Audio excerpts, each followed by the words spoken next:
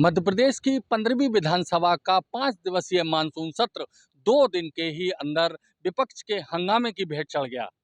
आज दूसरे दिन की कार्रवाई प्रश्नकाल से शुरू हुई। प्रश्नकाल तो अच्छे से निपट गया, मगर उसके बाद विपक्ष आदिवासी के मुद्दे पर, आदिवासी अत्याचार के मुद्दे पर स्थगन पर चर्चा कराने को लेकर अड़ गया, जिसको लेकर सत्ता पक्ष और विपक्ष आज एक बार फिर आमने सामने आ गए।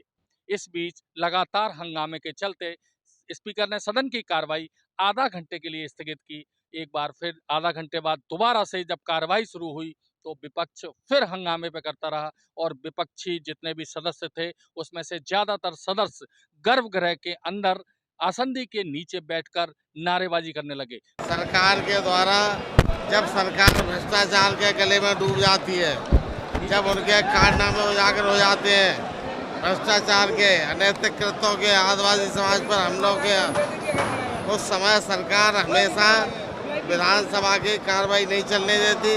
भारी शोर शराबे के बीच जब सत्ता पक्ष ने अपने जो सरकारी काम थे उनको निपटाना शुरू किया, यानी कि कुछ विधेयक लाए जाने थे वो विधेयक पेश किए गए। इसके साथ साथ जो अनुपूरक बजट 26,800 करोड़ से भी ज़्यादा का अनुपूरक जो बजट था वो लाया गया और उसको भी कहीं ना कहीं पास करा लिया गया। काफ़ी महत्वपूर्ण अगर देखें तो मध्य प्रदेश के लिहाज से ये अनुपूरक बजट था, क्योंकि आगामी समय में कुछ ही समय बाद चुनाव होने हैं और ये अंतिम सत्र तो जो था जिसमें कि सदन के अंदर विपक्ष ने पूरी एक रणनीति बनाई थी सरकार को घेरने की और उसी रणनीति के तहत काम किया और आर पार की लड़ाई को लेकर विपक्ष आज पूरे मूड में दिखा था, जहां सत्ता पक्ष भी चाहती थी कि सरकारी कामकाज जल्दी से जल्दी निपटाया जाए। लिहाजा 5 दिवसीय सत्र जिसमें जनता के तमाम मुद्दों को लेकर चर्चा होनी थी वो चर्चा नहीं हो पाई और कहीं ना कहीं ये पूरे हंगामे की भेंट चढ़ गया सत्र और मात्र 1.5 दिन की भी कार्रवाई पूरी नहीं हो पाई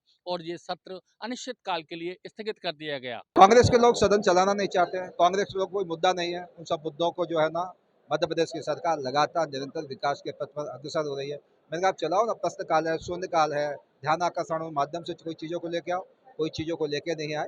इसलिए कांग्रेस के लोग इस सदन को अपने लिए राजनीतिक दृष्टि से उपयोग करना चाहते हैं। घोर आपत्तिजनक है, अन्यायपूर्वक कदम है। चर्चा छोड़ के बाकी सब काम करते हैं। जहाँ चर्चा करना चाहिए वहाँ होल्ला करते हैं। कांग्रेस कह रही है कि चर्चा तो करना चाहती थी, महाकाल अगर करी थी तो आज किसने रोका था? आप भी तो प्रत्यक्षदर्शी है, मीडिया वाले। आप सब ऊपर से देख रहे थे, किसी ने कहा कि चर्चा कराओ? सीधा हंगामा।